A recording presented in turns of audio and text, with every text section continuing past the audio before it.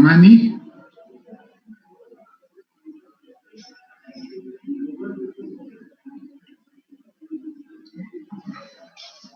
Empezaremos del final. De la 37 hacia adelante, ¿ok?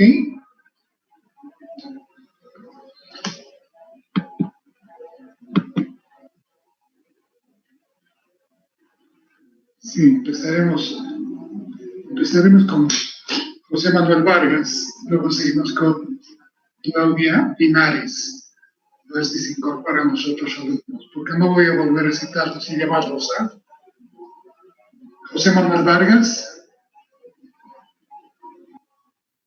Buenas tardes. A ti te ha tocado la pregunta número 1. Adelante, por favor.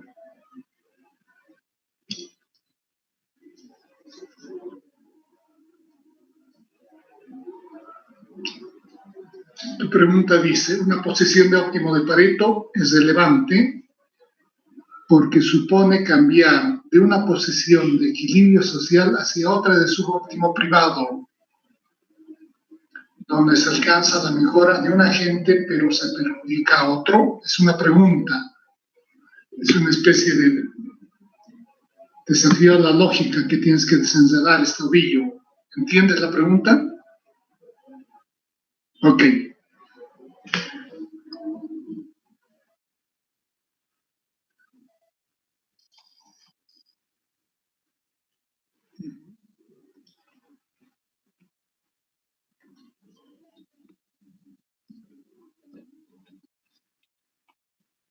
Uh-huh.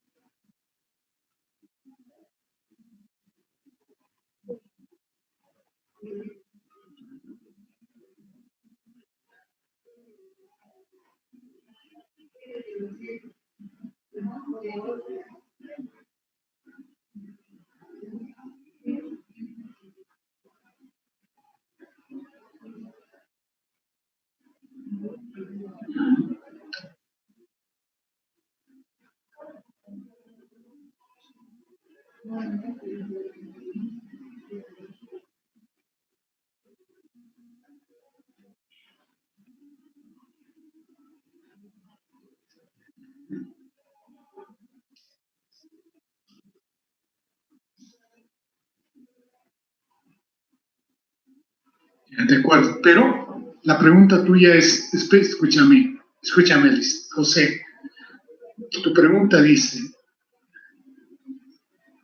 el óptimo de Pareto, que es evidentemente lo que acabas de explicar, es un óptimo social, donde el mercado privado recibe la influencia y el impacto de las políticas públicas óptimas para internalizar las externalidades. El óptimo de Pareto, por tanto, supone, significa, es equivalente a un equilibrio, al cambio de una posición de equilibrio social hacia otra de tipo privado, o es al revés. Esa es tu pregunta. Es una suerte de... Es como para probar si es entendido el concepto, ¿me entiendes? ¿O es al revés? El óptimo de Pareto se alcanza pasando del equilibrio social al equilibrio privado o del equilibrio privado al equilibrio social vía política pública óptima. Uh-huh.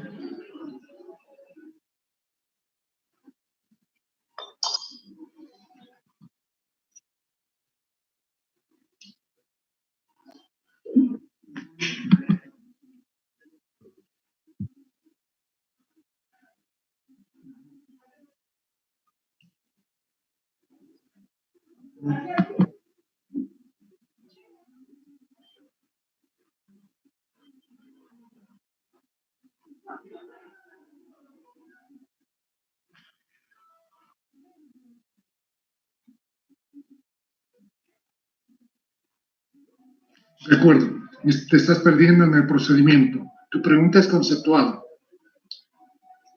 Si estás en una posición de óptimo de Pareto, ¿estás en un equilibrio social o en un equilibrio privado?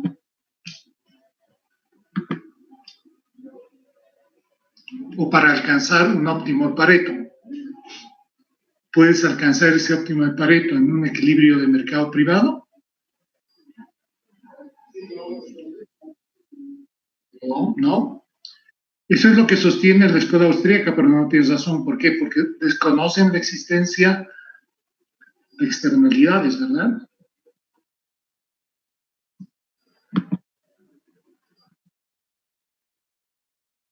Correcto. Entonces, volví a leer tu pregunta, José.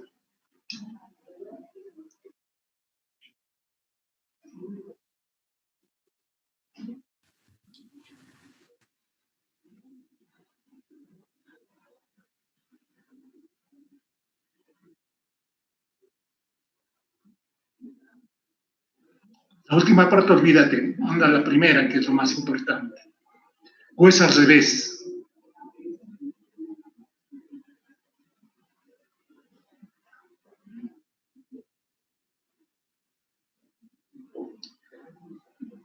Fíjate, el equilibrio privado nos lleva a un subóptimo, ¿no es cierto? El equilibrio social nos lleva al óptimo de Pareto, que puede ser el óptimo optimorum, ¿no?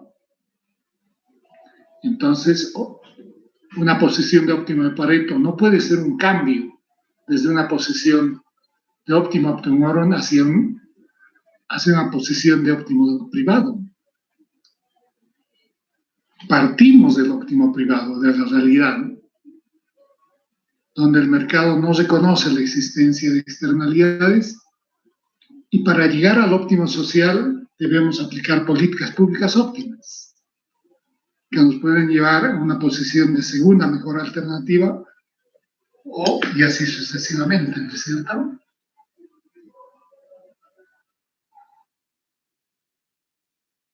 Correcto. Pero que el mercado no la reconoce y no obliga a compensarla, ¿verdad? Correcto. Cualquier camino, cualquier método. Pero anda el concepto otra vez ley y se plantea otra vez tu respuesta.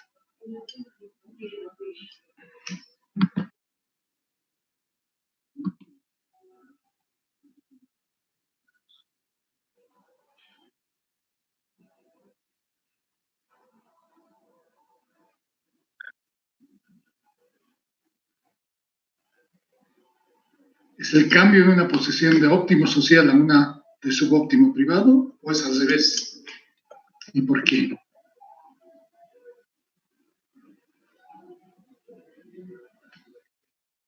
Correcto, esa es la respuesta. Ahora sí, desarrolla el tema, José.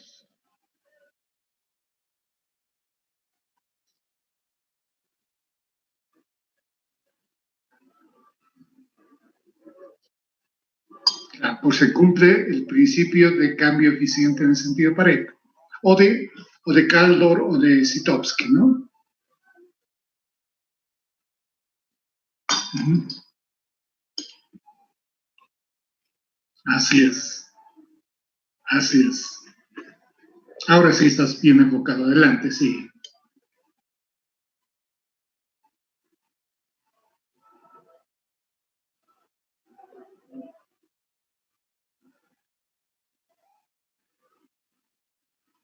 Correcto.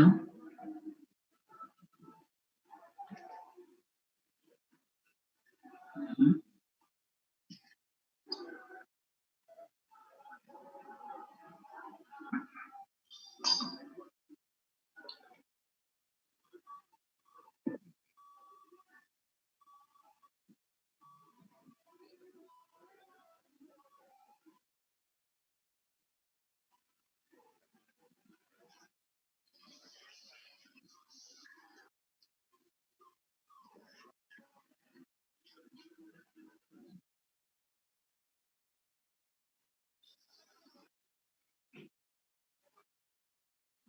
Correcto.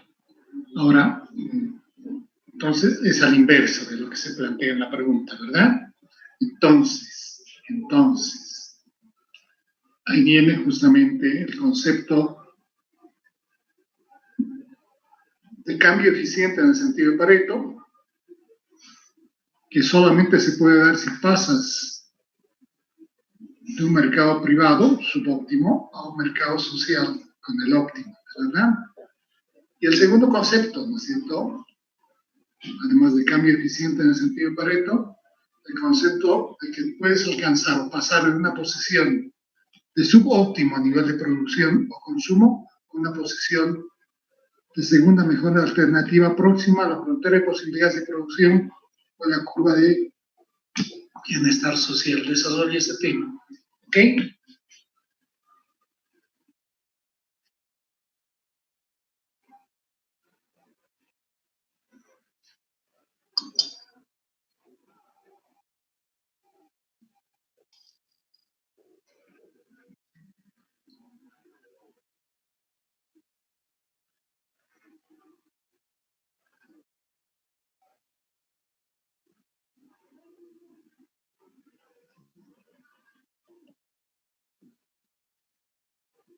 Uh-huh.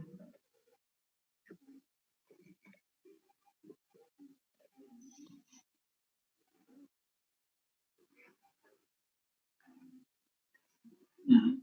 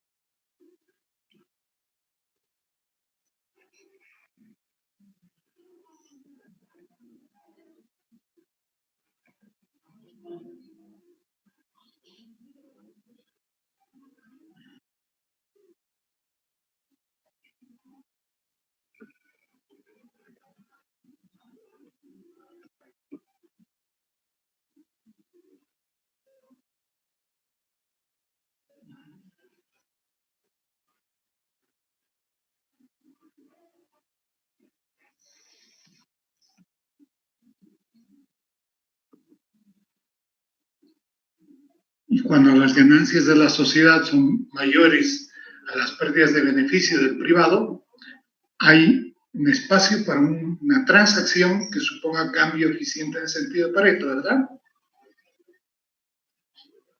Bien. ¿En qué punto la negociación debe pararse?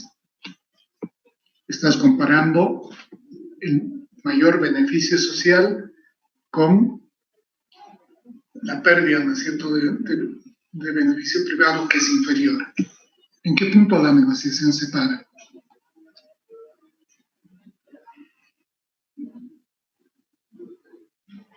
¿Ya?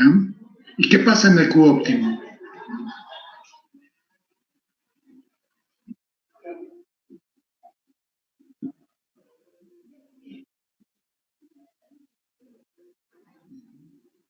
Pero en el punto Q óptimo, en el punto de óptimo de Pareto, ¿qué situación enfrentas cuando tú comparas el beneficio social con el beneficio privado?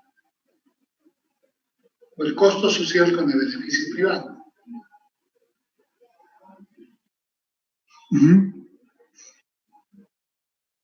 En el óptimo de Pareto, no, serían iguales, ¿verdad?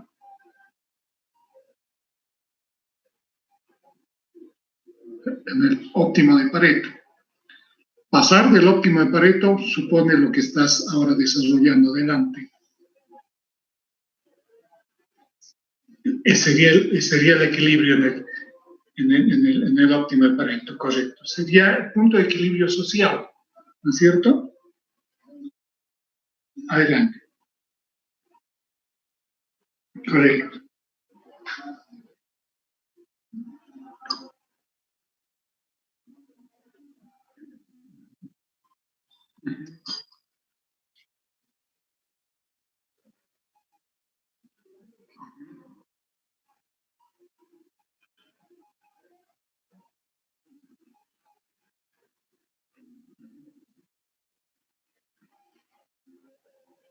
Ok, está bien, José Manuel.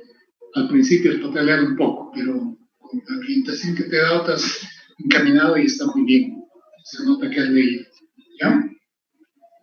¿Quieres agregar algo? Está bien.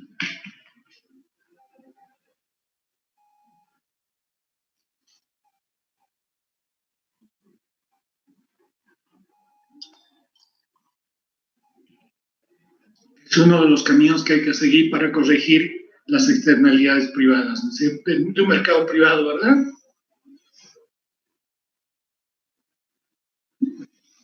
Uh-huh. Correcto. Uh-huh. Correcto.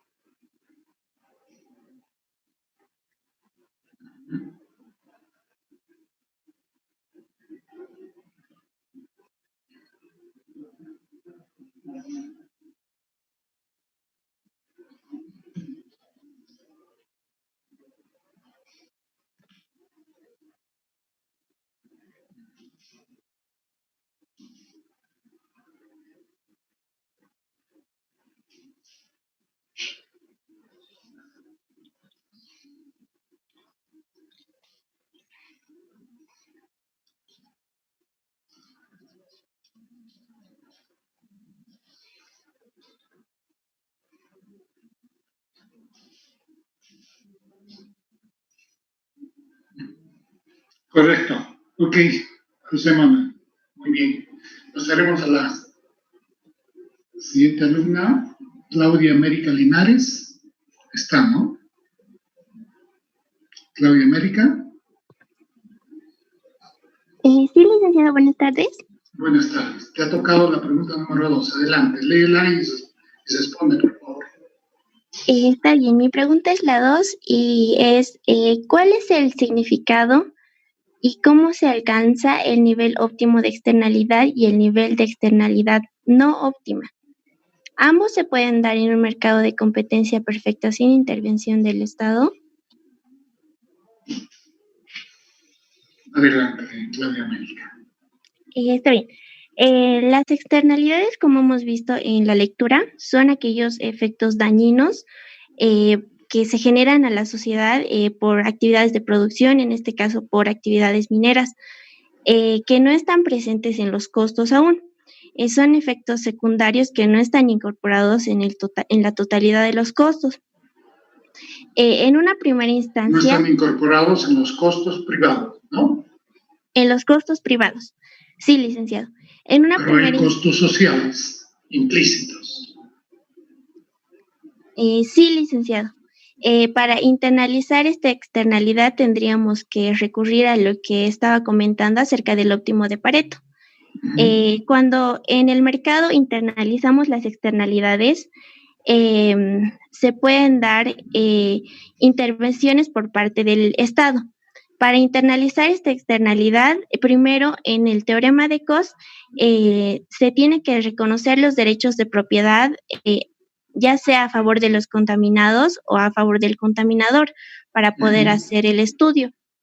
También el Estado puede intervenir por otras partes, como nos comentaba. Limítate al caso de Coase solamente. No abarques otros medios, otros caminos de internalización, ¿ok? Solamente ves la internalización vía negociación directa entre partes, teorema de Coase, ¿ok? Sí, entonces al final de mi pregunta dice si ambos se pueden dar en un mercado de competencia perfecta sin intervención del Estado. Evidentemente, para las externalidades tiene que haber impuestos, subvención, controles en cuanto a reglas de máximos de externalidad. En el cambio, caso del teorema de Coase, Claudia, el Estado en un mercado de competencia perfecta tiene que intervenir estableciendo los derechos de propiedad. Muy bien, ese es el concepto, Claudia, adelante. Cuando ya están establecidos los derechos de propiedad, se puede dar este tipo de negociación, ya sea por parte de los contaminados o de los contaminadores. El nivel óptimo de externalidad se va a dar en un punto Q asterisco, como está en el gráfico, que representa exactamente lo que mi compañero decía acerca del óptimo de Pareto, en el que existe una externalidad óptima y a la vez una producción óptima y un costo social óptimo. Este punto se puede alcanzar en el teorema de Coase, primero considerando que el contaminado es el dueño de los recursos naturales.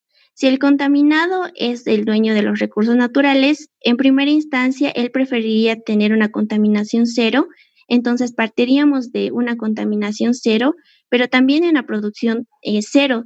Si no hay producción, entonces no habría este óptimo social, habría solamente un nivel de externalidad cero. En este punto, cero significaría, perdón, externalidad cero, Claudia, significaría cero producción, cero empleo y cero vida, ¿verdad? Sí, licenciado. Es por eso que en economía no podemos considerar una externalidad nula o sin externalidad completamente, porque necesitamos generar producción, beneficios, todo lo que conlleva de positivo con la producción. Y para esto, Coase nos plantea que se puede dar una negociación entre partes. En este caso, si partimos de que que el contaminado es el dueño de los recursos naturales, podemos incluir al productor o en este caso al empresario minero, por ejemplo, para que se llegue a una negociación en la que al aumentar la contaminación o la externalidad, que va a venir unido a un aumento de la producción, pueda darse las compensaciones a favor del contaminado. En este caso, habría mayor producción, se estaría compensando al contaminado y se llegaría al óptimo de Pareto, en el que existe un... Hasta ahí muy bien, querida Claudia. Lo que queda por explicar en función a tu pregunta, y ya me has explicado cómo se alcanza el nivel óptimo de externalidad y está muy bien vía negociación directa entre partes, vía teorema de Coase. Lo que queda, ¿no es cierto?, para explicar es cómo se elimina ese nivel de externalidad no óptima. ¿Qué es el concepto de externalidad no óptima? Que se debe eliminar por algún camino, en este caso la negociación entre partes. El nivel de externalidad no óptima sería uno en el que los costos serían mayores a los beneficios. Por ejemplo, cuando se pasa del Q asterisco a la derecha o a la izquierda, estaríamos teniendo mayores costos con respecto a los beneficios y esa sería una externalidad no óptima. Dependiendo de quién es el propietario, ¿verdad? Sí, licenciado, iba a comentarle cuando se da el caso de que en primera instancia el contaminador es dueño de los recursos naturales, que sería en QN. Tendríamos una externalidad no óptima porque los costos sociales serían mucho mayores a los beneficios. Y por eso es que se recurre a la negociación para llegar a un punto óptimo en el que los costos van a ser menores a los beneficios. Muy bien, Claudia. Impecable tu control. Gracias. Gracias, licenciado. Mariel Vargas. Aquí, licenciado. Marielita, te ha tocado la pregunta número 3. Lee tu pregunta y desarrolla tu tema. Bueno, la pregunta número 3 dice, la contaminación ambiental es una externalidad negativa, una deseconomía externa. solo si se cumplen dos condiciones necesarias y suficientes. Mencione ambas. Bueno, licenciado, entendiendo las externalidades como positivas y negativas, en este caso negativas, se debe cumplir dos condiciones. La primera es que los costos o beneficios creados o generados por un privado en la actividad que realice afecte a un tercer agente económico. Y este puede ser consumidor o productor. La segunda condición. ¿La segunda? La segunda condición es que ese costo-beneficio que se genera por un privado en el mercado se obligue o no a ser compensado. Es un costo adicional, obviamente, para el privado. No adicional porque el mercado privado no reconoce la existencia de externalidades, ¿cierto? Que es la primera condición. Y la segunda condición es que esas externalidades o costos provocados sobre un agente económico tercero, el mercado no te obliga a compensar. Sí, ¿cierto? Eso mismo, licenciado. Sin embargo, por medio de intervención... ¿Y cómo se podría, digamos, regular esta situación de externalidad negativa? Se podría intervenir por vía de política pública óptima, ¿no? Correcto. Por medio de los impuestos o la negociación. A ver, agarré el concepto de impuestos, querida María, porque ya hemos visto el teorema de Coase. ¿Cómo se daría la internalización de esta externalidad por la vía del impuesto piguviano? Si adicionaríamos un impuesto, generaríamos que el propietario de los recursos bueno, aquí ya no habrían propietarios de recursos. Los recursos del medio ambiente serían bienes comunes de toda la sociedad, ¿no es cierto? Y serían de todos y no sería de nadie, ¿no es cierto? Como actualmente ocurre. El productor, ¿no? Privado. El productor privado que está generando un coste social, ¿no es cierto? Sí, que genera un costo social. Fijaría el impuesto. ¿En qué magnitud se fijaría ese impuesto para compensar y disminuir la externalidad no óptima? Hola, ¿me escucha, licenciado? Sí, te escucho, María. Adelante, Marielita. ¿Aló, me escuchas? ¿Aló, Mariel? Creo que se ha desconectado. ¿Aló, Mariel?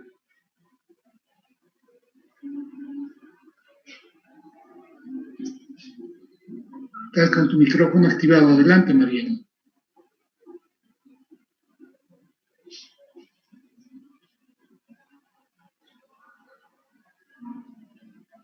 Aquí te tengo como conectada, Mariel.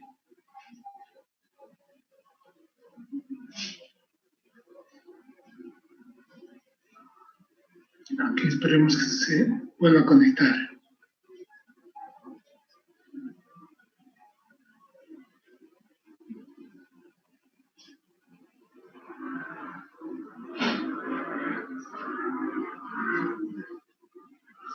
Licenciado, ahora sí, Mariel. Ahora sí. Adelante. Por medio de un impuesto podríamos disminuir en su costo, en su beneficio marginal privado neto, a fin de que, bueno, produzca menos contaminación. Ya, para que sea ese impuesto óptimo, nos lleve, ¿no es cierto?, de la producción máxima a la producción óptima, ¿cuál debería ser la magnitud del impuesto? ¿Qué relación debería tener con la contaminación óptima?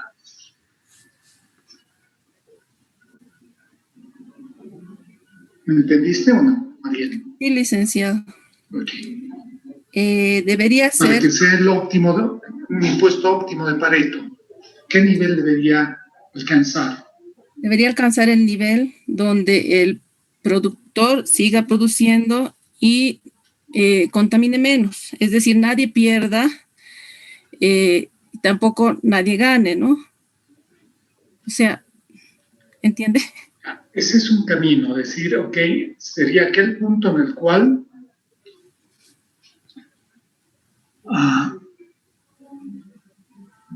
el nivel de externalidad unitaria, el nivel de coste externo unitario sea igual al beneficio marginal privado, Privado. ¿verdad?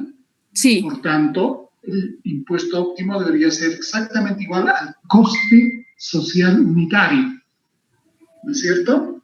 sí, sí, licenciada, en palabras técnicas sería ese. Bien. ¿Algo más que quieres agregar, Mariel? Bueno, más allá de la pregunta, licenciado, sería, bueno, una innovación, ¿no? Poder medir en cuánto una externalidad afecta al medio ambiente a futuro, ¿no?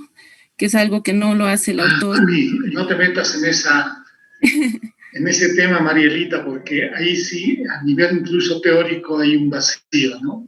Sí, Todavía no se ha descubierto un mecanismo que permita hacer comparaciones intergeneracionales de impacto ambiental, ¿verdad?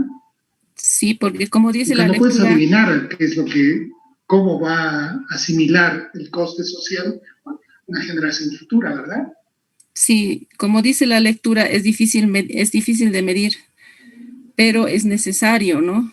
Y ahí ya sí debería haber una intervención fuerte desde ahora, ¿no? Por parte del gobierno para poder... No sé cómo, pero que debería intervenir el Estado, pero con su ineficiencia dudo mucho que pueda hacerlo bien.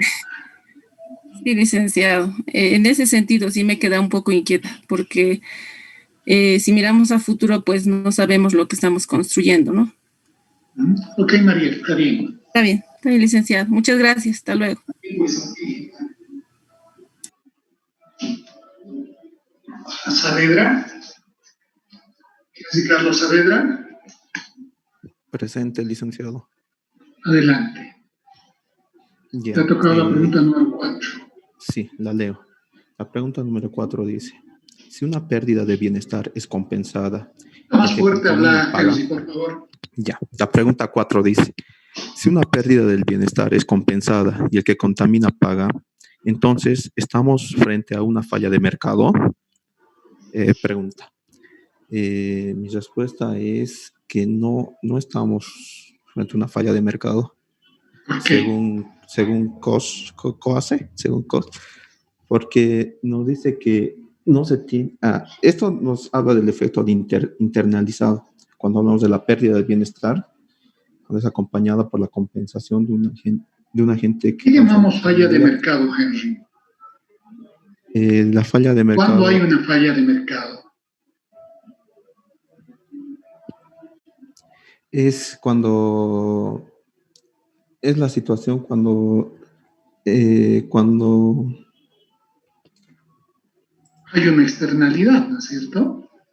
es la situación Cuando hay cuando una se produce externalidad, ¿y cuándo hay una externalidad? Cuando hay un costo o generado un por un agente beneficio. económico sobre un tercero que el mercado no lo obliga a compensar, ¿verdad? Sí, licenciado. Sigue desarrollando el tema.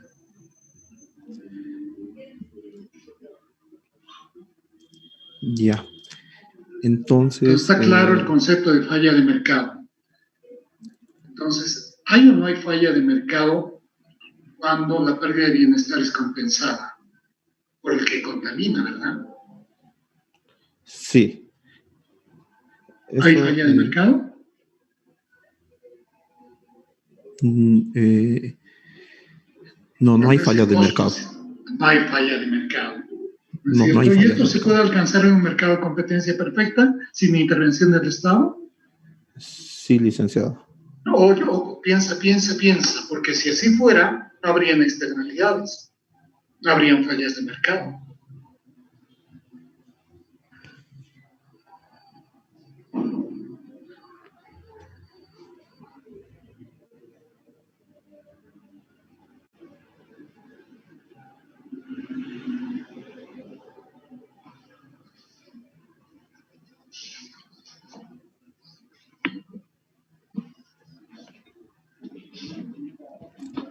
esto ya es cuando entramos a la crítica del teorema. No vayas por ninguno de los caminos para internalizar. Estamos en la parte conceptual, ¿no es cierto?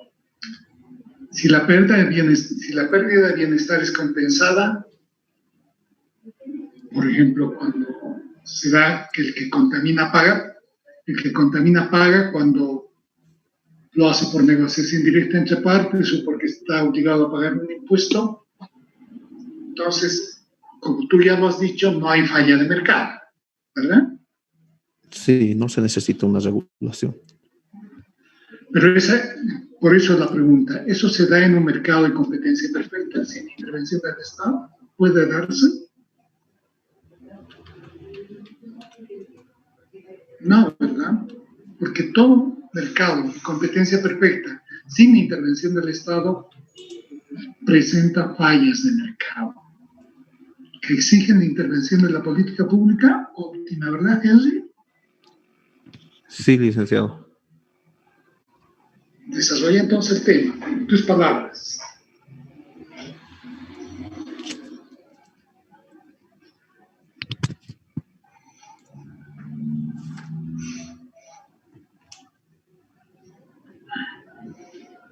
Entonces, para que exista una externalidad, la pérdida de bienestar no debe ser compensada, ¿no es cierto? Y eso ocurre en un mercado de competencia perfecta, ¿verdad? Sin intervención del Estado. ¿Verdad? Sí.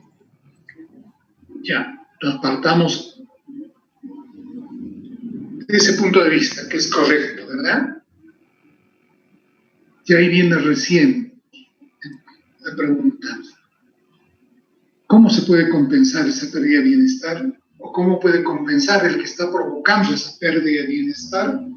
Hemos visto 5 caminos, ¿verdad? Sí. Por parte, digamos, de la... puede ser con subsidios. ¿Perdón? Bonos, puede ser con subsidios. Ya, subsidio es un camino, ya. Otro camino puede ser bonos. Ya, una negociación de permisos de contaminación permitidos, ¿de acuerdo? El impuesto piuviano es otro, ¿verdad? Sí, impuestos. Ya. Cuarto, COS, teorema de COS, ¿te acuerdas? No, La licenciado, negociación ahorita. entre partes, cuando el Estado interviene, fijando los derechos de propiedad, ¿verdad? Ah, sí, licenciado. Y quinto, la intervención gubernamental directa. ¿En qué consiste esta intervención gubernamental directa? En que el Estado ya regulariza, podemos hablar por la parte Fija de los los estándares de contaminación máximos permitidos. ¿No es cierto? Sí. Y el Estado administra el cumplimiento de esos estándares vía la identificación de una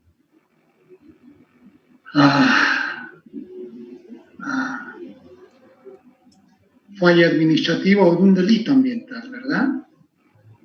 Sí, licenciado. Ya. ¿Algo más que quieres agregar, Henry? No, licenciado. Ok, gracias. A usted, licenciado.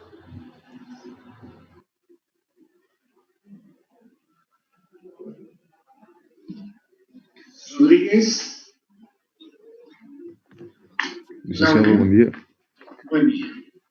Aquí está tocado la pregunta número 5. Léela y desarrolla el tema. Pregunta número 5. El beneficio neto privado explica la racionalidad privada y el equilibrio del productor mediano por el sistema de precios. Mediado. ¿Sabes lo que es mediado, verdad? Sí, sí. A través del sistema de precios. Sí. Mediado es a través del sistema de precios. Otra vez vuelvo a leer. El beneficio neto privado explica la racionalidad privada y el equilibrio del productor a través del sistema de precios. Ya. No incluye las valoraciones sociales. Comentar. Ya. Bueno, licenciado, yo voy a empezar indicando que el beneficio neto privado resulta de la actividad del empresario en la cual estamos considerando que no existen controles ni restricciones y no hay una intervención estatal sobre el mercado, en lo cual el empresario va a maximizar su nivel de producción y, por lo tanto, va a maximizar sus beneficios. Aquí se considera la racionalidad privada, dado a que... Pero entonces, espérame un ratito, Claudio, pero ¿por qué entonces hablamos de beneficio neto? Si estamos hablando de beneficio neto, es el beneficio bruto menos los costos. el coste social, ¿verdad? Sí. Es que aquí estamos considerando, bajo la racionalidad privada, que no se considera esta generación de daños y los costos sociales. O sea, esa magnitud, ¿no? Pero ¿no sería más bien el beneficio bruto en vez del beneficio neto? Porque cuando hablamos de beneficio neto privado, estamos hablando del beneficio bruto menos aquella parte del daño ambiental que estás provocando y que tienes que compensar, ¿verdad? Sí. Por eso hablamos de beneficio neto, ¿verdad, Claudio? Sí, licenciado. En ese caso, el beneficio neto no puede explicarse a través de la racionalidad privada, sino a través de la racionalidad social, ¿verdad? Vía intervención gubernamental directa, ¿verdad? O vía intervención de la política pública óptima, ¿verdad?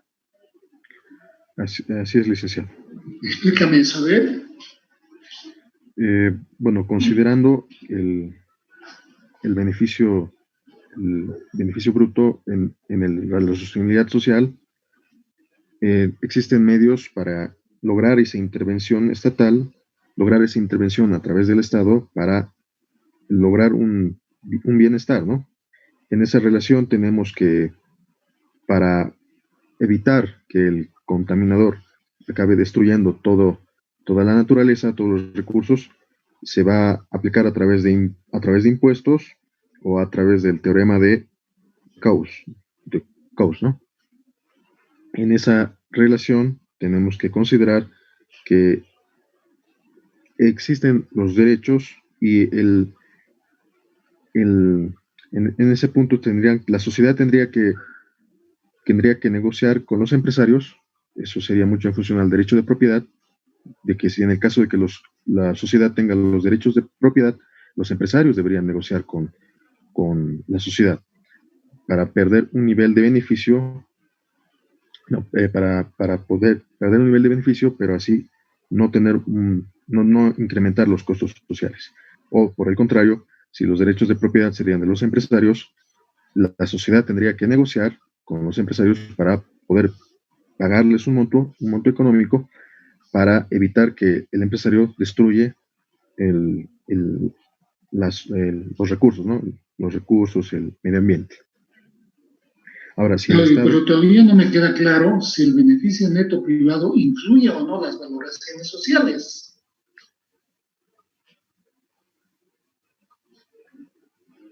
En ese escenario, licenciado, si el beneficio neto privado resulta de restar el beneficio bruto menos los costos sociales, ¿el beneficio neto privado incluye las valoraciones sociales? ¿Sí o no?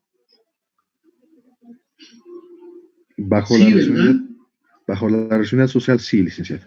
Sí. Porque si lo manejamos bajo una racionalidad privada, eso no tendría para nada. Correcto. Tu concepto está bien, está claro. ¿Qué otro comentario más podrías hacer? A ver. Bueno, como usted nos ha explicado, los precios determinan los costos. Y manejando esa situación, tendríamos que comprender que en el equilibrio del productor, siguiendo la gráfica que nos ha explicado, mucho tendría que ver acá en la relación de buscar un óptimo de Pareto, en el sentido de Pareto, ¿no? En el que los empresarios se beneficien, pero la sociedad tampoco no pierda, porque si el empresario al final acaba llegando al punto de de maximizar todo su beneficio y maximizar la producción, al final los recursos se van a agotar, se van a destruir, y al final él va a perder a largo plazo y la sociedad va a perder a mediano plazo.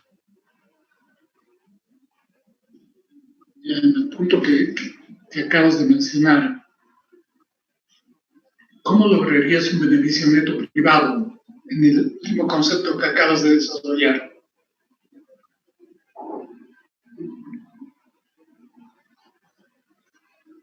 ¿Cómo alcanzarías el beneficio neto privado? ¿Lo alcanzarías en el mercado privado o en el mercado social? En ese escenario tendría que alcanzarlo en el mercado social. Correcto. Porque no se puede suponer que el empresario ponga un costado a la sociedad, porque al final dependemos de eso. Ok, está bien. Ok, claro. Gracias.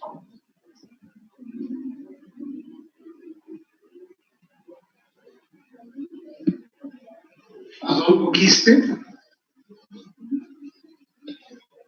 Sí, Adolfo Quispe. Sí. Buenas tardes, Adolfo.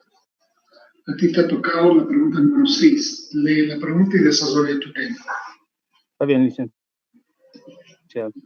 La pregunta 6 dice lo siguiente. El costo marginal externo es el valor del daño ocasionado por la actividad económica de un privado hacia un tercero y que el mercado lo valoriza como coste social.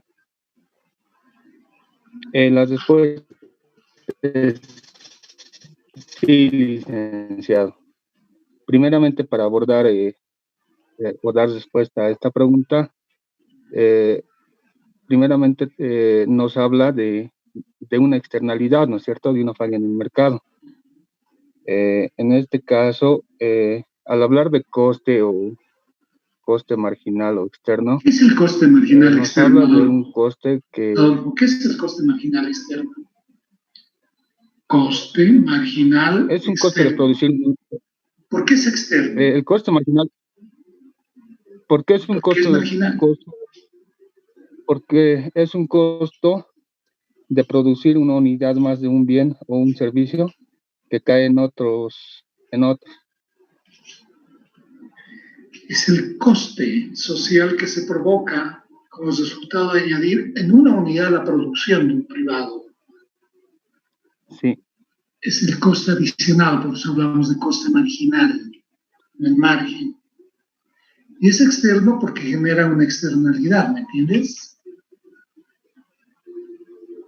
¿No es cierto? Entonces, tu pregunta dice, Sí, ¿el coste marginal externo? Sí. Es el valor del daño ocasionado por una actividad económica de un privado hacia un tercero. ¿No es cierto? Ajá. Pero ahí viene tu pregunta. Este coste, este daño ocasionado por un privado tercero, ¿el mercado lo valoriza como coste social?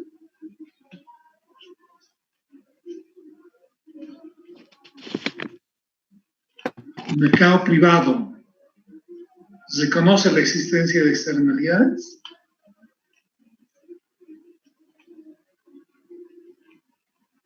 No lo escuché bien, licenciado.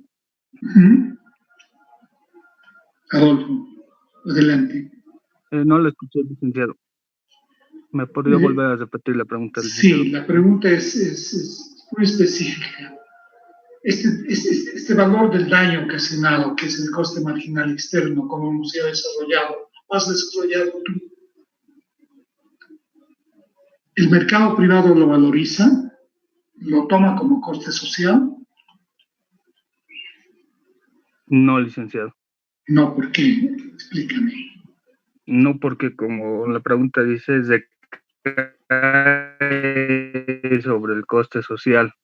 Tal vez podría dar un pequeño ejemplo para poder entender mejor, licenciado. De acuerdo, adelante. Por ejemplo, cuando una persona adquiere una movilidad y que emite gran cantidad de gases, la adquisición de este auto, ¿no?, o esta movilidad genera un costo, ¿no?, para las personas las personas que lo están comprando, pero también recae esos costos en las personas, es decir, en la sociedad, ¿cómo? Generando contaminación ambiental y esta contaminación ambiental también puede causar algunos problemas o enfermedades, ¿no es cierto? Y es por eso es que se cae ese coste en la sociedad. Y por tanto el mercado, al existir externalidades, no lo valoriza, ¿verdad? El mercado privado. Adolfo, el mercado privado no valoriza el coste, la externalidad, ¿verdad? El coste marginal externo, ¿verdad? Sí, así es, licenciado.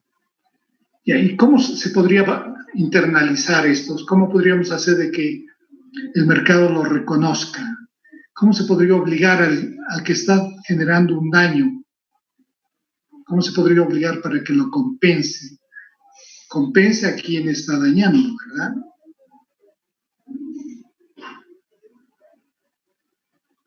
Adolfo. Para...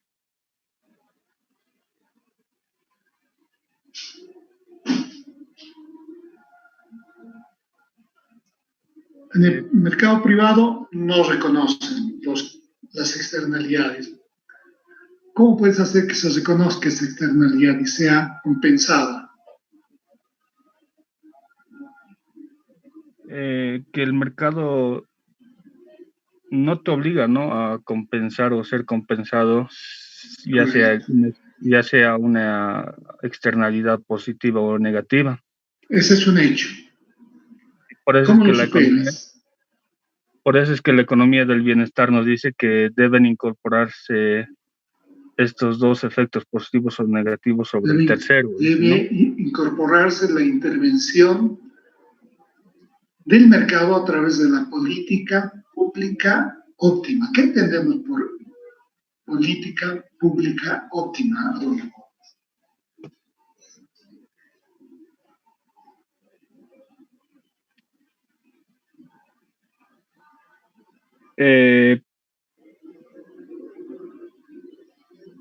Podemos entender mediante tal vez 4 caminos, ¿no? Uno sería la negociación directa entre partes. La segunda podría ser impuestos kenovianos. Y la tercera puede ser dado a través de los subsidios. Y la cuarta... Ahí está bien, Adolfo. Ahora, la pregunta obvia es, ¿cuándo esta intervención de la política pública deja de ser óptima?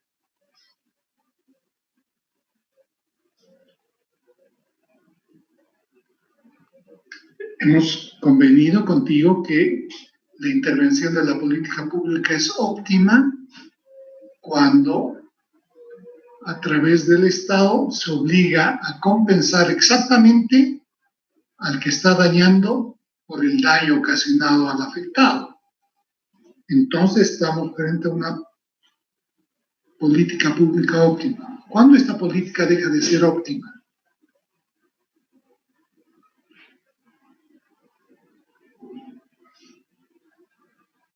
¿Me has entendido, Adolfo? No. Esta parte podría ayudarme, licenciado, por favor. Ya. ¿Qué pasaría si, por ejemplo, por la vía del impuesto, que deja de ser pijuviano, el Estado fija un impuesto bajo, por debajo del coste marginal externo?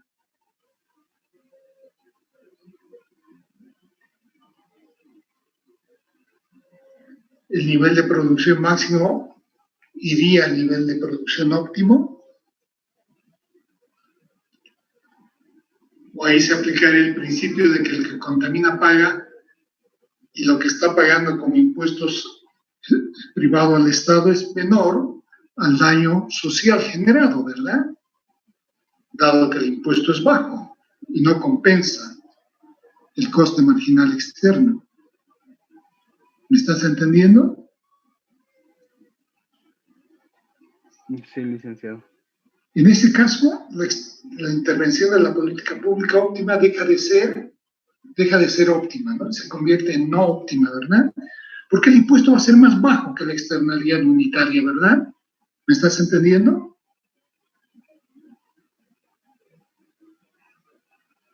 Adolfo, cuando el impuesto es inferior al coste marginal externo, ¿verdad? Le escucho entrecortado, licenciado. Tengo una mala señal. Es lo que conspira todas las pruebas virtuales que estamos tomando en la universidad. La mala señal, ¿verdad? Ok. Está bien, Adolfo. Has leído, has entendido. ¿Ok? Está bien, licenciado. Gracias.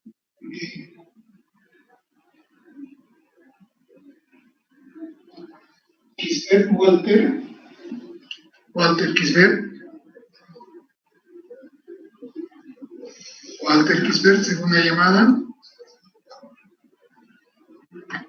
Walter Kisbert, tercera llamada, no está.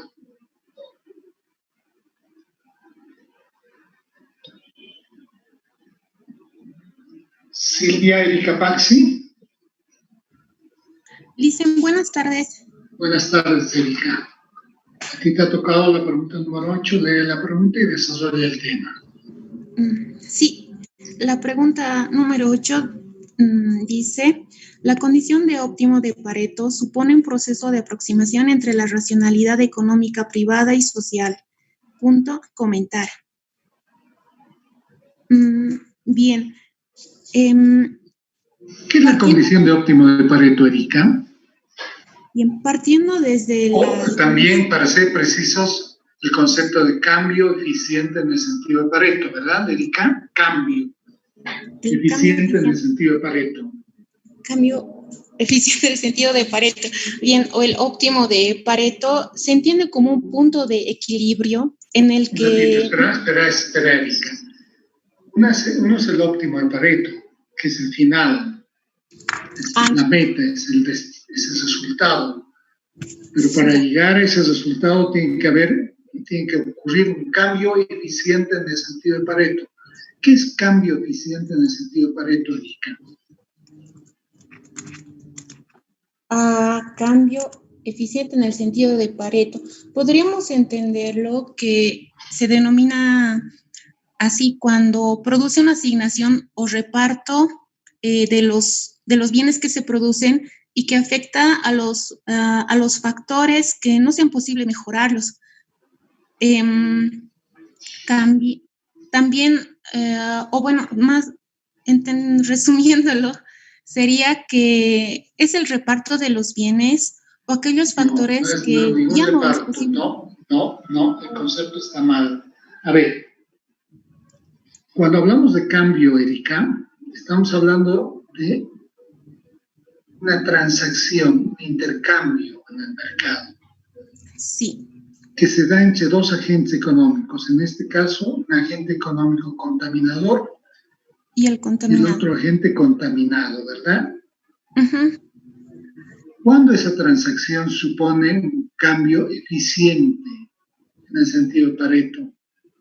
El concepto de cambio eficiente en el sentido de Pareto. Cuando esa transacción supone que todos ganan y nadie pierde. O que algunos ganan, pero nadie pierde, ¿verdad? Sí. A ver, en tus palabras, hijita. Sí, podríamos entenderlo que se llega a un punto en el que todos ganan o nadie pierde. O algunos ganan, pero nadie pierde, ¿verdad? Es como un punto de negociación entre el contaminador y el contaminado en el que ambas partes llegan a un acuerdo común o el binding que menciona en el texto y que beneficia a ambas partes, tanto el contaminador como el contaminado. También, en mi pregunta dice, supone un proceso de aproximación entre la racionalidad económica. Privada y social. Exacto, la racionalidad económica privada y social.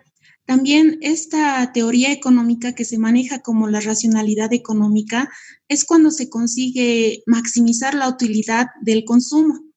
Pero también existen muchas controversias respecto a esto, en especial en el campo del medio ambiente, donde el comportamiento del consumidor no siempre va a ser racional y va a depender mucho de los incentivos que le ofrezca el contaminador al momento de hacer la negociación. También podemos entender que este beneficio alcanzan entre el contaminador y el contaminado cuando ambos obtienen beneficio mayor, es decir, casi siempre, y de acuerdo a lo que señala también el texto, indica que si el contaminado obtiene un mayor beneficio, que el contaminador va a estar de acuerdo en quedar en ese acuerdo. Y para que vuelvas al contexto de tu pregunta. Cuando hablamos de racionalidad privada y la comparamos con la racionalidad social, ¿qué es lo que entendemos por ambos conceptos? ¿Qué entendemos por racionalidad privada? Por ejemplo, ¿cómo se expresa, cómo se manifiesta la racionalidad privada a nivel de un productor privado? ¿Qué es lo que busca un productor privado? Como productor privado, ya sea en el ámbito empresarial o en el ámbito micro o público, siempre busca obtener el máximo beneficio posible. Muy bien, esa es la racionalidad privada, correcto. Sí. ¿Y cuál sería la racionalidad social? ¿Qué busca la racionalidad social? La racionalidad social busca proteger lo que es sus ingresos, en este caso, el medio en el que vive como contaminado. No se trata de proteger a nadie. Estamos muy contaminados por el populismo. No se trata de proteger a nadie. Lo siento, Elise. ¿Qué buscan los agentes económicos en el contexto de un equilibrio social? De la racionalidad. Maximizar el beneficio privado, productor.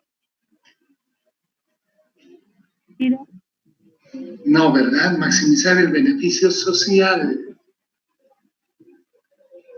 Así es, maximizar los beneficios sociales que estén a su alcance. Si es un productor. ¿Y si es un consumidor, Erika? ¿Cómo expresarías la racionalidad privada y la racionalidad social? Si es un consumidor, si hablamos de un consumidor. Si es un consumidor, obviamente va a buscar, desde el punto de vista de la racionalidad privada, va a buscar que esté en óptimas condiciones. No. ¿Qué busca? Maximizar los costos. Privado. Su utilidad privada. La satisfacción de sus necesidades propias, ¿no es cierto? Sí, como consumidor. Como consumidor, ¿no es cierto? Y en este caso, en el caso del consumidor, ¿cómo se expresaría la racionalidad social? La racionalidad social como consumidor puedo indicar que es la maximización. También es maximizar el nivel de bienestar o consumo, pero no de un individuo, sino de toda una comunidad o de toda una población que vive alrededor de ¿Y eso cómo se llama en economía? Maximizar o alcanzar la curva de beneficios sociales. O la curva de utilidad social, ¿verdad? Sí. Sí, la ahora está claro, Erika. De beneficios sociales. Ahora está claro, ¿verdad, Erika? Sí, está más claro. Ahora quiero un comentario tuyo, hijita, porque esa es tu pregunta. Sí. Vuelve a leer tu pregunta, hijita. Bien, dice, la condición de óptimo de Pareto supone un proceso de aproximación entre la racionalidad económica, privada y social. Comentar.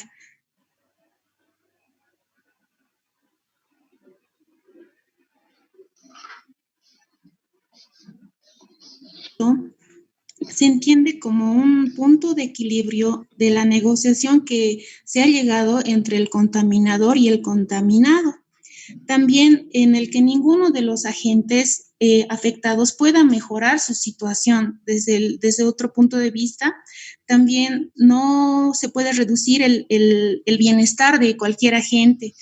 Es en ese sentido que las negociaciones que se manejan entre el contaminador y el contaminador tienen que ser de ambos, que beneficien a ambas partes. También puede haber mejoras para ambas partes, es decir, que el contaminador va a mantener todavía un beneficio neto y el contaminado se beneficia porque está recibiendo un monto mayor de compensación por parte del contaminador. Y este tipo de movimientos también favorecen a lo que es la mejora y conservación del medio ambiente. Sin embargo, si nosotros vemos nuestro contexto actual, en las clases, por ejemplo, nos daba o hablábamos sobre el ejemplo de la contaminación del río de Choqueyapu. Es decir, hay muchos productores que traen los mismos frutos producidos a la ciudad a la ciudad de La Paz para el consumo de los ciudadanos y ellos muchas veces no ven el daño que nos ocasionan a nosotros y también nosotros mismos somos los que hacemos ese daño.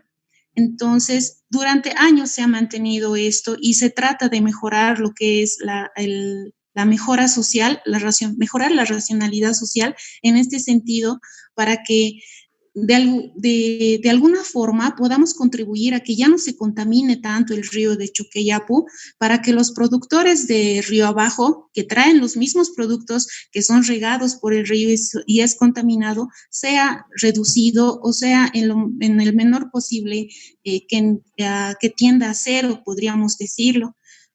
Eso Este sería... es el caso cuando nos traen lechugas contaminadas con heces fecales, ¿verdad?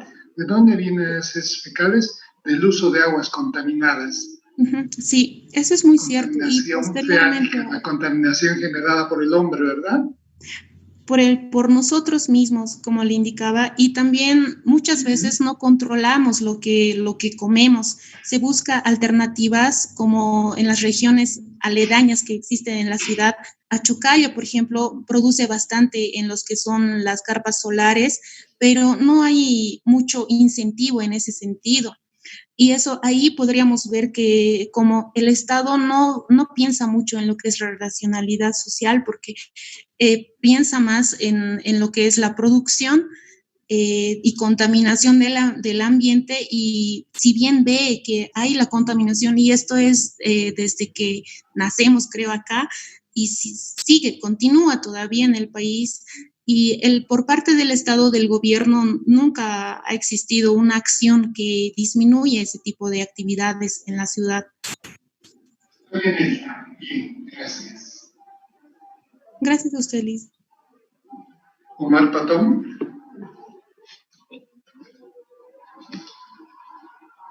Omar Patón.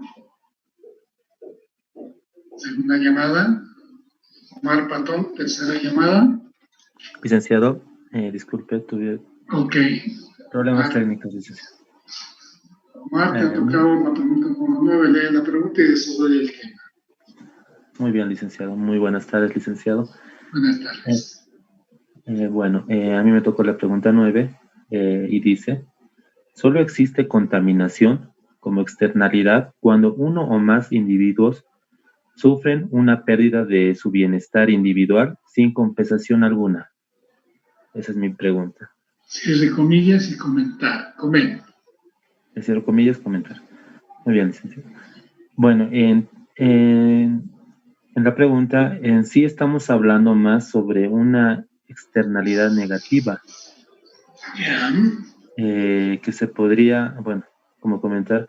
¿Por qué? Porque, cuando las empresas realizan una actividad, en la externalidad negativa no asume todos los costos efectivamente.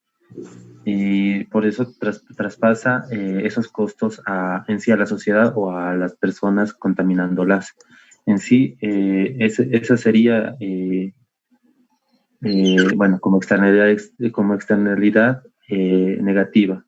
Bueno, bueno, puedo hablar del gráfico, licenciado. En el gráfico tenemos, de acuerdo a la pregunta que me tocó, la externalidad negativa en sí en la negociación o para llegar al óptimo, en sí la empresa o la actividad económica comenzaría en QN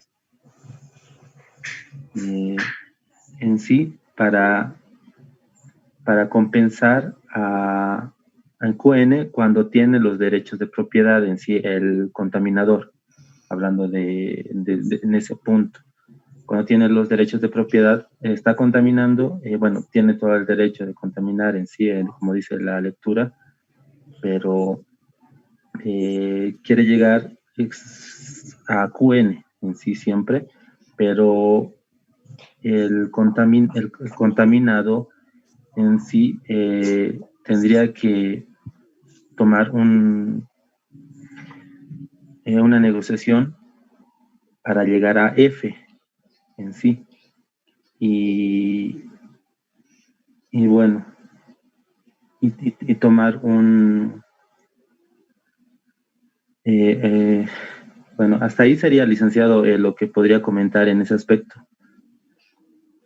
Más o menos, Omar, no está muy claro el concepto en tu mente. ¿Qué pasaría si esa pérdida de bienestar es compensada? Si sería ¿Existiría o no una externalidad?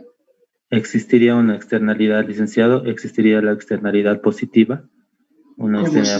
No entiendo. Bueno, en sí, ¿por qué? Porque... Estamos hablando de externalidades negativas, Omar. Sí, pero cuando esa externalidad existe, me acabas de decir lo que has dicho en el desarrollo de tu tema, existe cuando uno o más individuos, ¿no es cierto?, sufren una pérdida de su bienestar. Esa pérdida de bienestar no tiene compensación alguna, ¿verdad? Sí, licenciado. Ahora yo te estoy planteando qué pasa si el que está dañando se ve obligado a compensar esa pérdida de bienestar. En sí hay muchos aspectos que tomar, licenciado. Por ejemplo, si para compensar en sí el contaminado, mi pregunta es, ¿tendría el derecho de propiedad?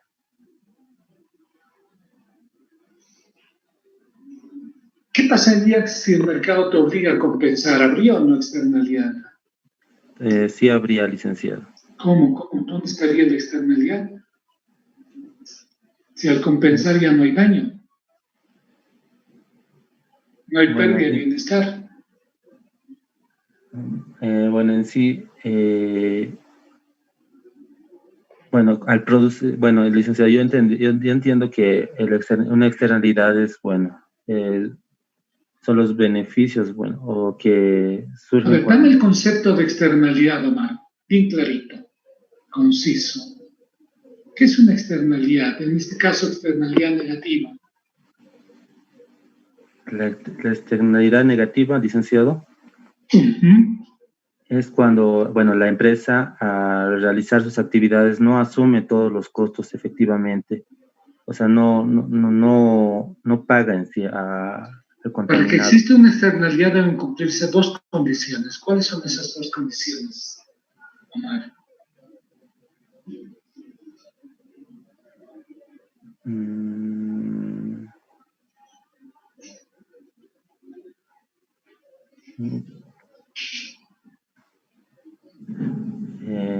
Las dos condiciones, no, ahorita no estaría muy clara eso. Condiciones. Existe un daño sobre un tercero y ese daño el mercado no te obliga a compensarlo. Condición necesaria y suficiente. ¿No ve? Sí, licenciado. No has leído muy bien, o si has leído no has entendido muy bien, ¿verdad? Bueno, sí, licenciado, pero bueno, sigue entendiendo. Ok, muchachos.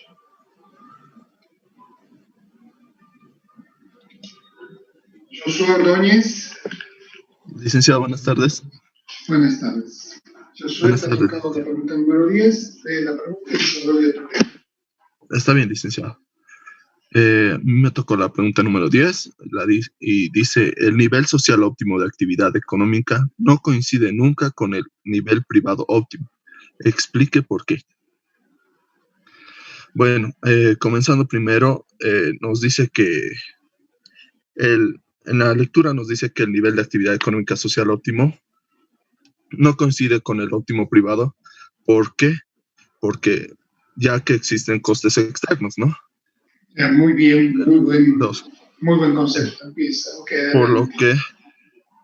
por lo que se debe llegar a un óptimo social, para el cual se tienen que ver distintas formas de llegar a este óptimo social, ¿no? Que no dañe a ninguna de las dos partes, tanto al privado como al social.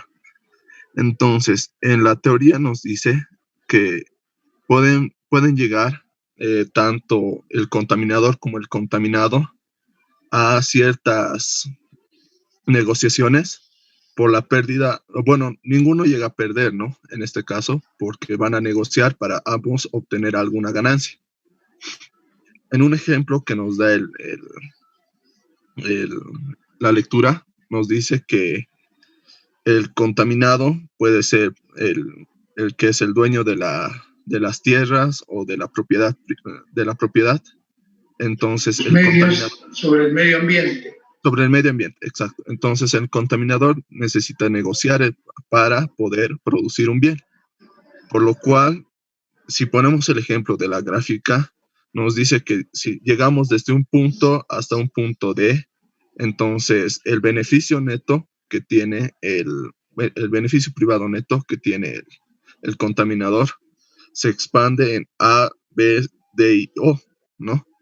Y entonces el contaminado estaría perdiendo OCD, por lo cual su ganancia la negociación tiene que ser mayor a esta área para poder estar ganando y no así perdiendo una cantidad.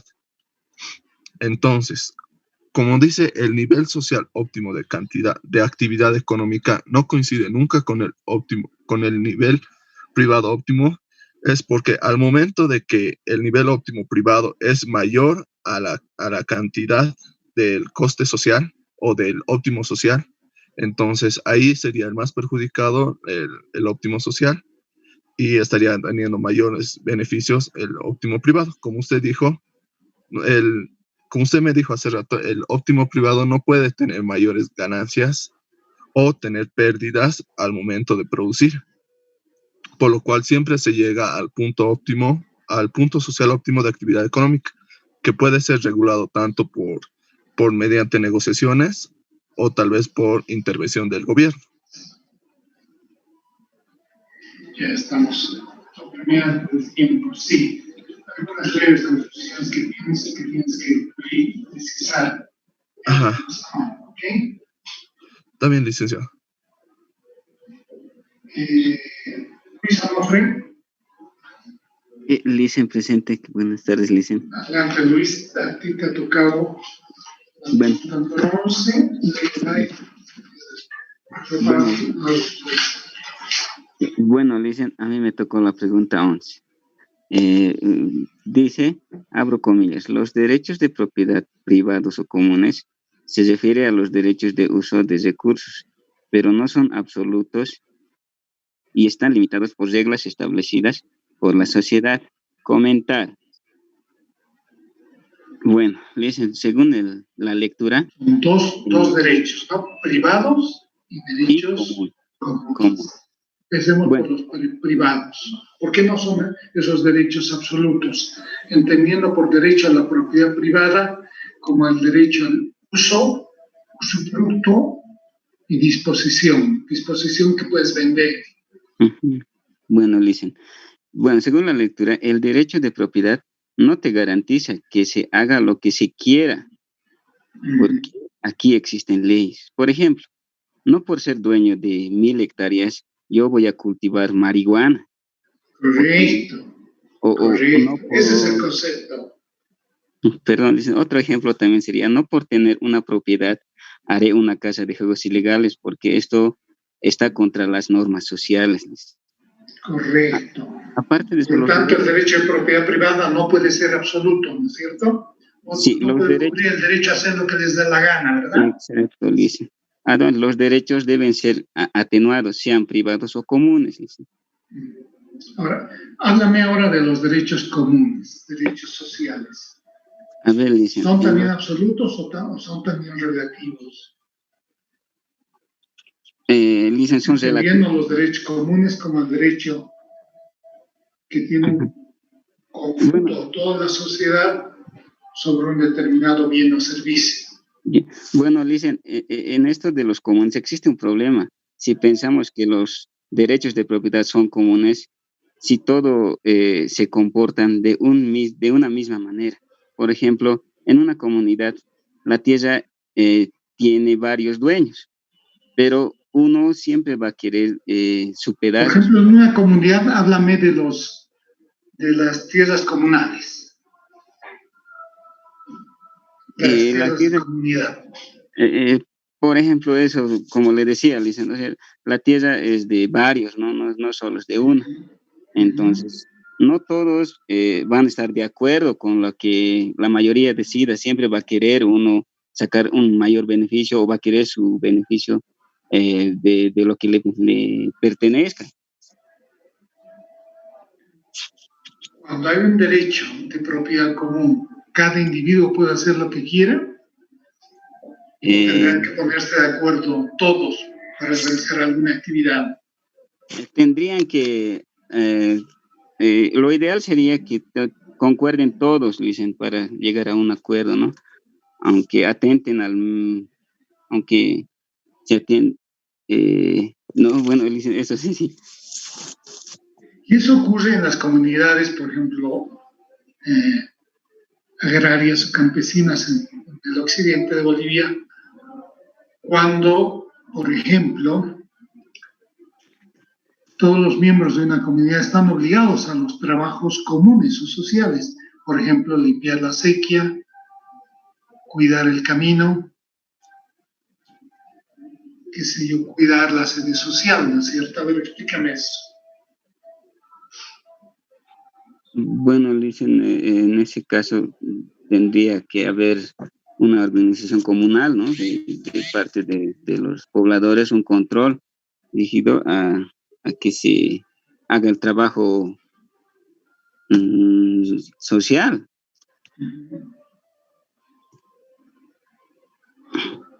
Por tanto, ¿cuál es el límite en el ejercicio de los derechos comunes? ¿Hasta dónde llega y no puede pasar ese ejercicio del derecho común? Cuando se afecta al bienestar del otro, dicen. Muy bien, está bien, has entendido, correcto. Muchas Está gracias, bien, Luis. Okay.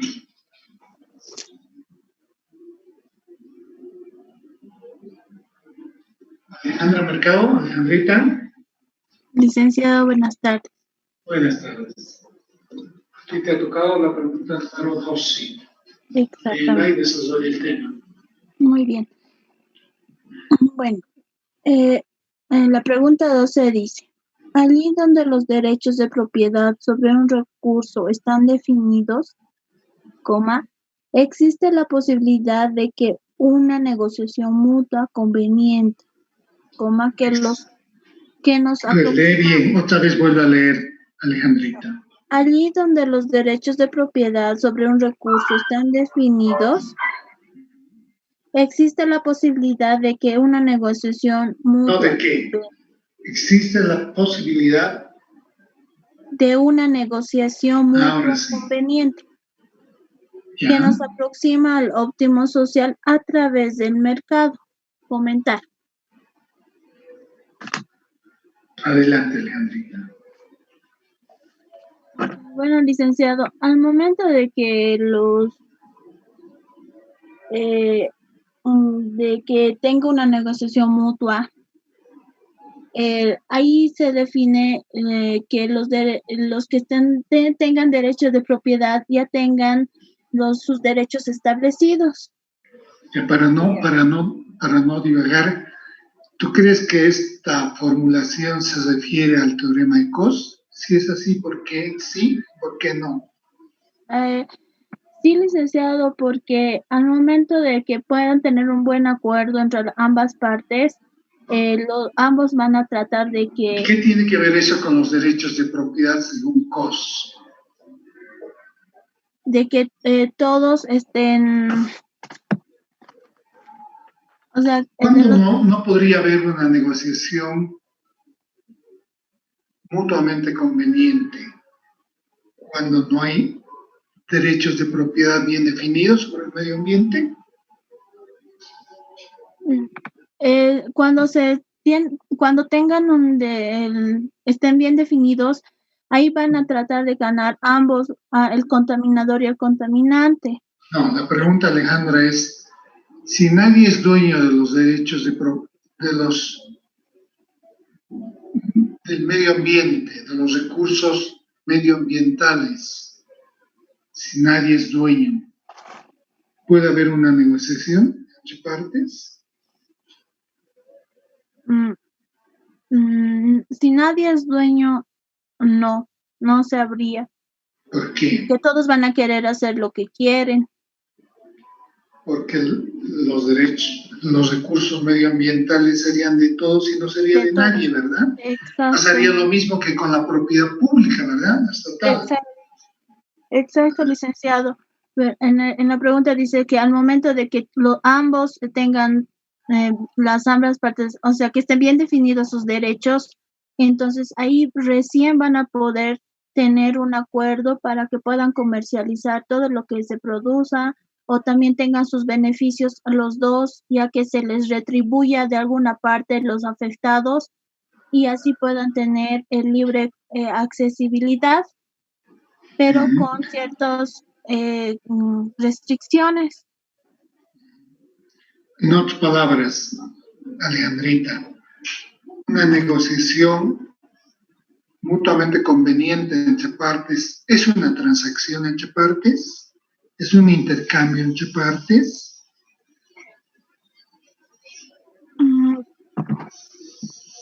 Y para que exista un intercambio entre partes, ¿debe haber derechos de propiedad bien definidos? Claro, licenciado, como le decía, así van a poder también controlarse entre los dos y así poder producir, tener más de beneficio. ¿Conoces ese dicho antiguo y bien sabio que dice, el ojo del amo engorda al caballo? La verdad no, licenciado. Solo el ojo del amo engorda al caballo. Si el caballo es de todos y de nadie, todo el mundo lo usa y nadie lo alimenta, ¿verdad? Bueno, sí, exactamente. Qué importante es tener claros los derechos de propiedad, ¿verdad? Sobre el caballo. Sí. ¿No, sí. Alejandrita? Sí, exacto. Si tenemos las ambas partes bien definidas, los derechos de propiedad bien definidos, también se va a poder negociar libremente y también a menores costos. Claro, se puede llegar a una negociación mutua conveniente. ¿A qué nos referimos cuando hablamos de una negociación mutua conveniente? Una negociación que beneficie a ambas partes, ¿cómo? Como le estaba diciendo, al momento de que si el contaminador al contaminante,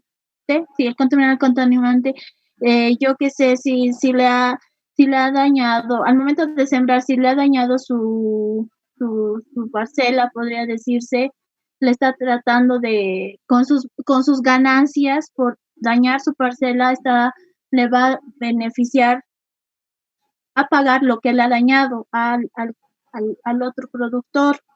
Entonces, ahí no pierde lo que tenía que vender el otro productor y igual van a poder ganar ambos, si el que quería vender y el otro que ha aprovechado su tierra. No sé si me dejo entender. No mucho, pero bueno, a ver, explícate mejor. Pues si yo tengo una tierra y la quiero utilizar y porque la otra persona tiene una tierra igual, utiliza mi parte, entonces me estaría perjudicando porque yo ya no produciría igual. Entonces, lo que no pude sacar porque me perjudicó la otra persona, me estarían pagando por eso.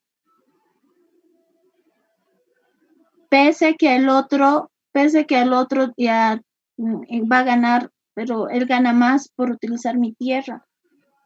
Solo me compensa con ese pedacito. Yo no gano nada. A ver, para volver a tu pregunta, ¿por qué en ausencia de propiedad no puede haber negociación entre partes? En ausencia, ante la falta de una definición sobre propiedad, no puede haber negociación entre partes.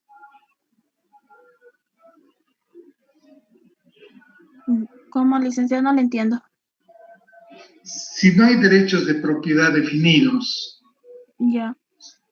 sobre cualquier bien o servicio, no puede haber negociación, ¿no es cierto? Claro. ¿O sí? No, licenciado, no. ¿Por qué?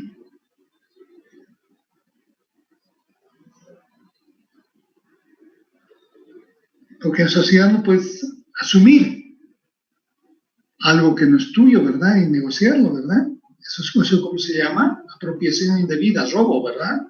Claro, sí. Tiene que haber.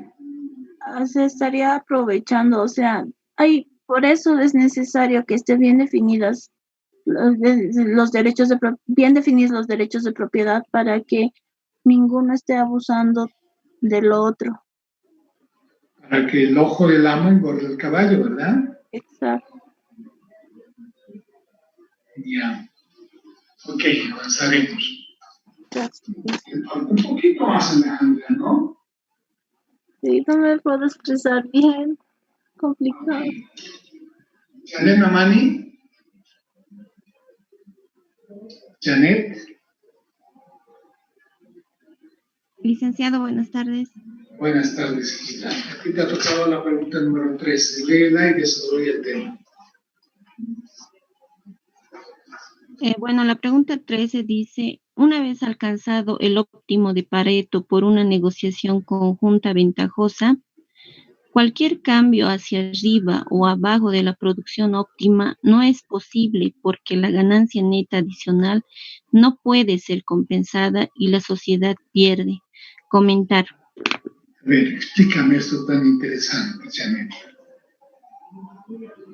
Bueno, partiendo de lo que es el óptimo de Pareto, estaríamos hablando donde existe dos agentes, que es el contaminador y el contaminado, en donde nadie se perjudicaría. Entonces, se podría decir que existe una negociación entre partes. También,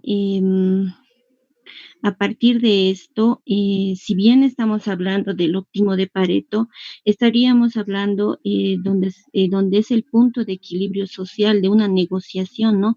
Entre partes. Vale, okay. Partimos de una situación en la cual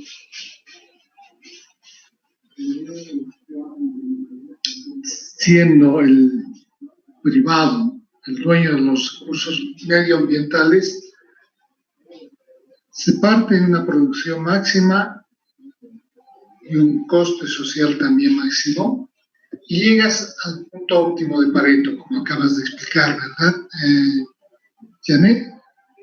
La pregunta es, ¿por qué no puedes ir más allá de ese óptimo? ¿Por qué la negociación termina ahí? ¿Por qué no puede continuar? Bueno, porque si tanto por ejemplo, si el productor produjera uno... ¿Qué llega al óptimo de Pareto? ¿Por qué no puede continuar la negociación entre partes?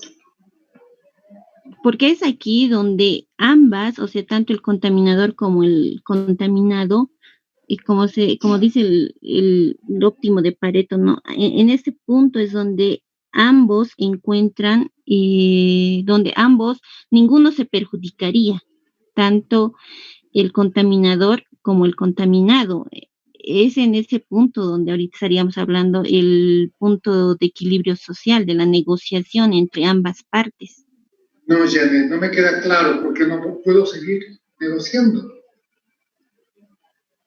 ¿Qué negociaría una vez que ha alcanzado el punto óptimo de Pareto?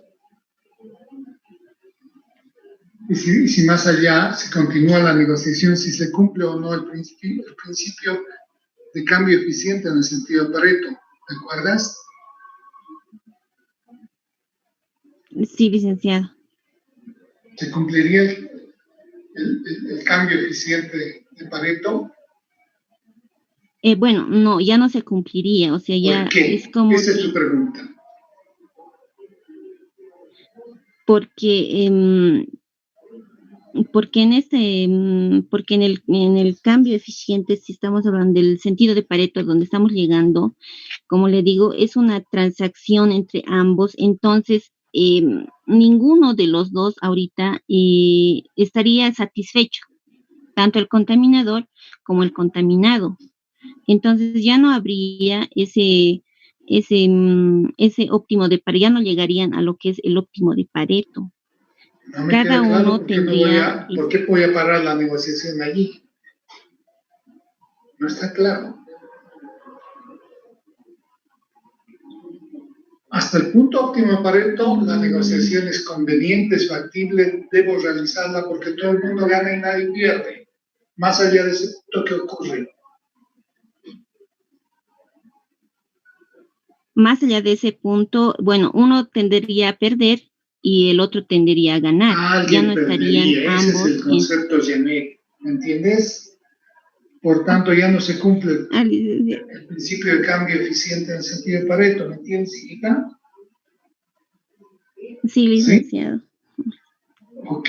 Sí, licenciado. Gracias. Gracias, licenciado. Ok.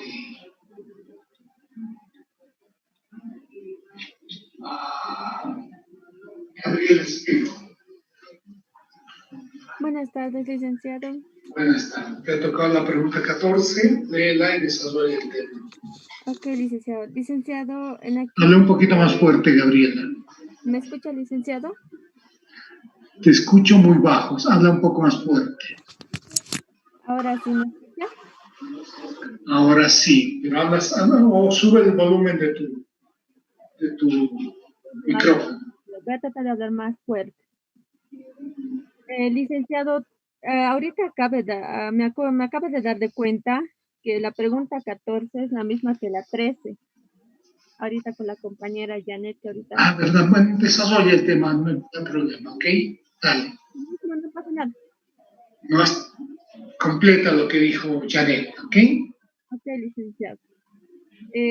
La pregunta dice, una vez alcanzado el óptimo de Pareto por una negociación conjunta ventajosa, cualquier cambio hacia arriba o abajo de la producción óptima no es posible porque la ganancia neta adicional no puede ser compensada y la sociedad pierde. Comentar. Pone énfasis en esto, de que si continúa la negociación habrían pérdidas sociales. ¿Por qué?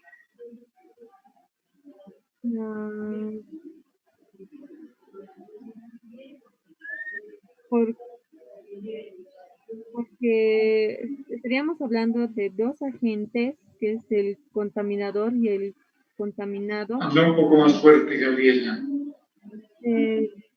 Estaríamos hablando... Eleva el tono de tu voz. Ya, estaríamos hablando de dos agentes, el contaminador y el contaminado. Y como no tenemos hasta un cierto límite de negociación, donde ya no se va a poder hacer la compensación al contaminado, del contaminador al contaminado, lo que es la compensación, la negociación, ya no habría, ya la sociedad ya perdería igual. ¿Está claro tu concepto? A ver.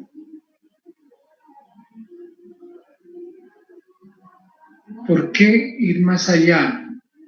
El óptimo de Pareto supone la existencia de pérdidas sociales. ¿Qué es una pérdida social en ese sentido?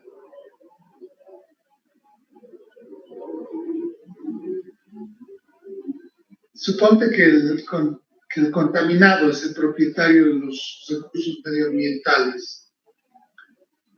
¿Por qué no puede seguir negociando más allá del punto óptimo en Pareto?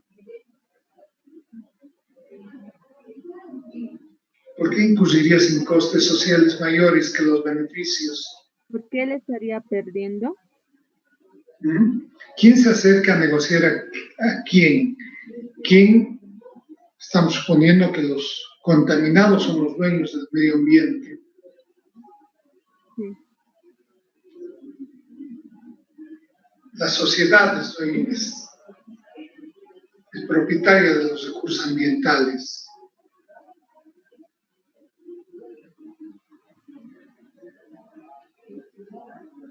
Y estás en el punto de óptimo de Pareto. ¿Por qué no puedes continuar negociando, avanzando más allá del punto óptimo de Pareto?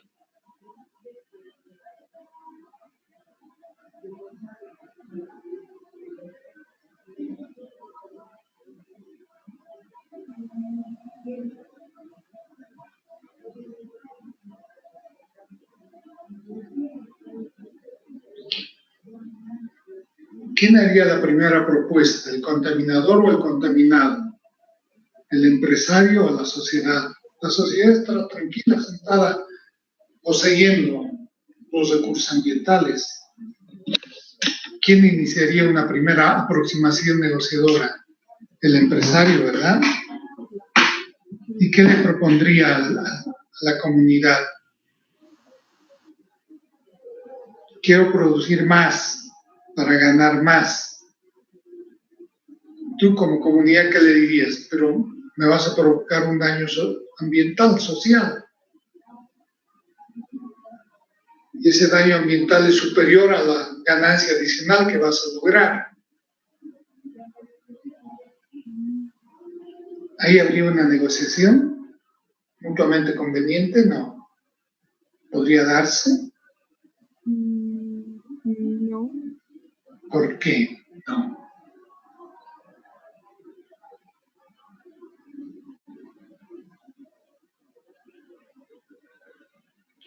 ¿Por qué él saldría perdiendo? Porque no le conviene al empresario, ¿no es cierto? El empresario tendría que compensarte el daño ambiental logrando un aumento en el beneficio inferior a lo que tendría que pagar. Por tanto, en ese punto,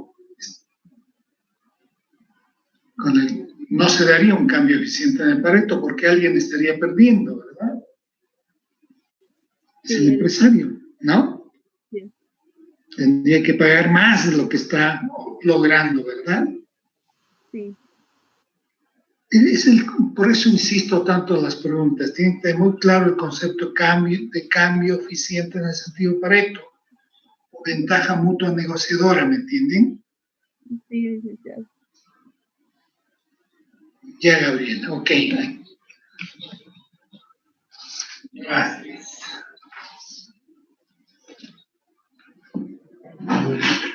Bueno, hemos terminado nuestro control. Vamos a continuar.